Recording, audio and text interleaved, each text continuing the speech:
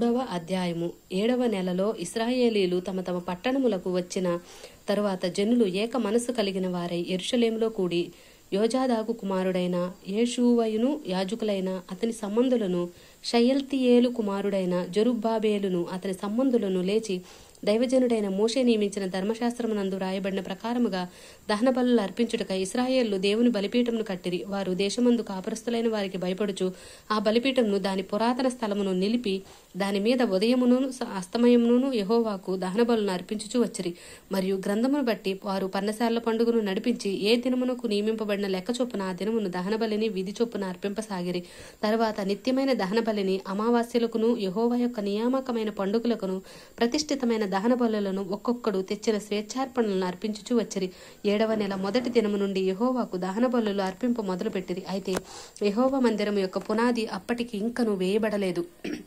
మరియు వారు కాసేవారికిని వడ్రవారికిని ద్రవ్యము ఇచ్చిరి. అదియు కాక పారసీక దేశపు రాజైన కోరేషునకు సెలవిచ్చినట్లు దేవదారు రాణులను లేబానోను నుండి సముద్రము మీద ఎప్పే పట్టణమునకు తెప్పించుటకు సీదోనీయులకును తూరు వారికిని భోజన పదార్థములను పానములను నూనెను ఇచ్చిరి.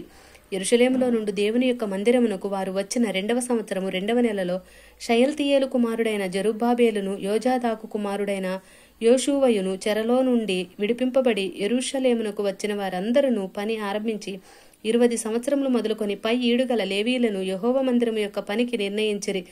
యేషూవయు అతని కుమారులను అతని సహోదరులను కద్మీయేలును అతని కుమారులను హోదవ్య కుమారులను హేనాదాదు కుమారులను వారి కుమారులను లేవీయులైన వారి బంధువులను దేవుని మందిరంలో పని వారి చేత పని చేయించుటకు నియమింపబడిరి. శిల్పకారులు యెహోవా మందిరము యొక్క పునాదిని వేయుచుండగా ఇశ్రాయేలు రాజైన దావీదు నిర్ణయించిన విధి చొప్పున తమ వస్త్రములను ధరించుకున్న వారే యాజకులు బాకాలతోనూ ఆసాపు వంశస్థులకు లేవీయులు చేయి తాళములతోనూ నిలవబడి యెహోవాను స్తోత్రము చేసిరి.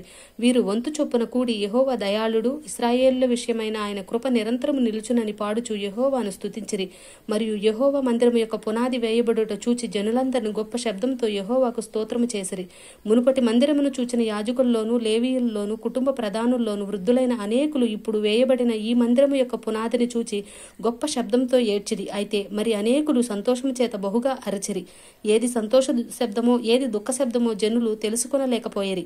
జనులు గొప్ప ధ్వని చేసినందున ఆ శబ్దము బహుదూరము వినబడెను. ఆమేన్.